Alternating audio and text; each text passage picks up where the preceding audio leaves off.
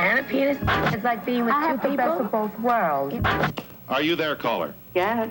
What is it about big breasts that you like so much? People ask me what I do. I say, you know, for the most part, I'm watching talk shows all day. I watch about 5 hours of talk shows a day. These are not bimbos. So that's about 100 hours of talk shows a month. Most people watch talk shows for fun. For the people at the TV show Talk Soup, it's a job. About 9 men upset. When someone asks you what you do for a living, what do you tell them? How do you describe this? There's such a proliferation of talk shows today that nobody can possibly sit down and watch 22 shows a day. So we do the work for them. We watch the shows and we distill it down to the best, most memorable moment. Come on out, neighbors. Initial reactions, whoa. Stripping is part of America. We take it seriously when it's appropriate, and when it's wacky, crazy strippers, we try and treat that appropriately, too. It's a public service. Hey, no! Come on, I'm joking with you. Greg Kinnear has hosted the E! Entertainment cable show since it began a year and a half ago. It was a hit from the beginning. It really was. I mean, we don't really make anything here.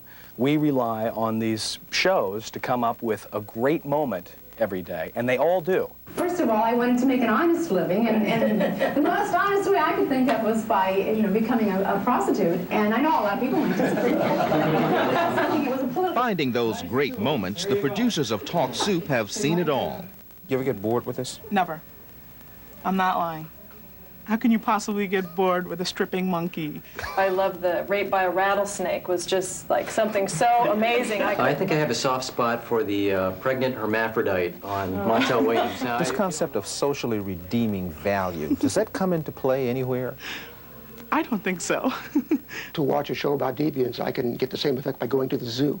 I mean, you know, why have it spread all across television? Howard Rosenberg also watches talk shows for a living as media critic for the Los Angeles Times. Is there any useful purpose that these talk shows serve?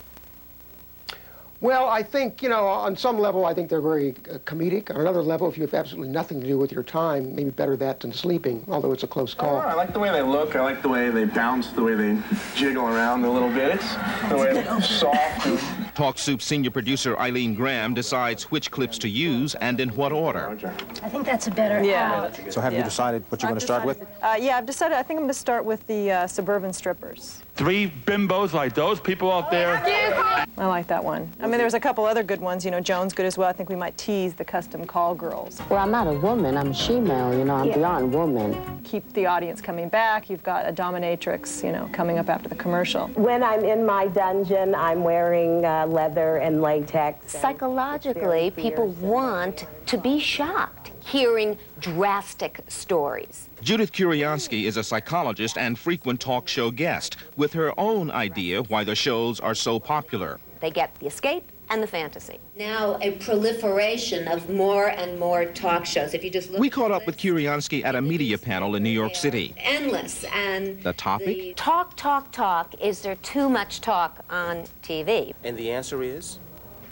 No, because people are watching them, and at this point in time, with the American psyche the way it is, they can't get enough of them. Oh, holy smokes!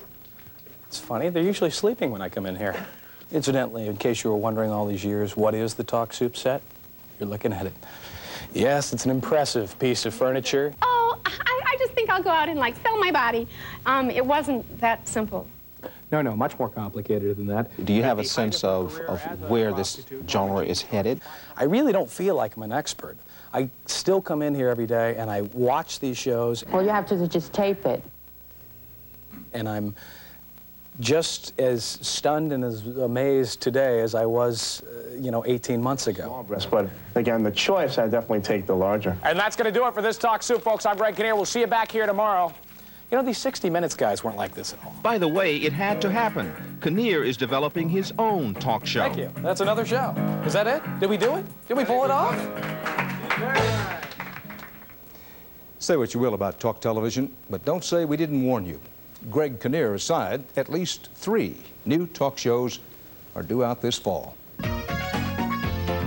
The woman behind the woman. Welcome back, everybody. This is the one, the only, that's right, Talk Soup. Greg Kinnear back with you, checking out highlights of all the talk shows, or at least the ones that matter. Got a good show for you today. Hope you got a chance to tune into 48 Hours last night, see how all the good people behind this very little enterprise put this show together. Incidentally, once you've had the soothing, penetrating, deep, silky, velvety voice of Dan Rather mention your name,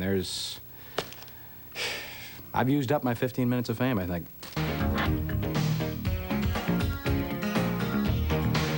Hey, we're back. 48 Hours last night. You probably recognized Dave Bernstein. He was one of the screeners here on the show who was actually featured quite prominently, wouldn't you say? Right. I'd say so, Greg. Give me just one of your quotes from last night, Dave. Well, last night at 48 Hours, I told Dan, no, that wasn't actually Dan, but I said that people don't have the time to watch 22 talk shows a day, so we do the work for everybody and bring them the best moments. Thanks, Dave. Thanks a lot. We continue now with the award-winning Talk Soup. Actually, man does excellent work, finds all the best moments for you. Judy Nelson gained her 15 minutes of fame when she slapped a Galimony suit against tennis superstar Martina Navratilova. Did you find this clip? Not me, Greg. She's recently written about their 7-year affair in a book called Love Match. Since the breakup, Nelson has become involved with feminist author Rita Mae Brown, who, as it turns out, is also a former lover of Martina's. Is that right? Wednesday, Maury Povich invited both women to a show to talk about Judy's legal battle. Take a look at this.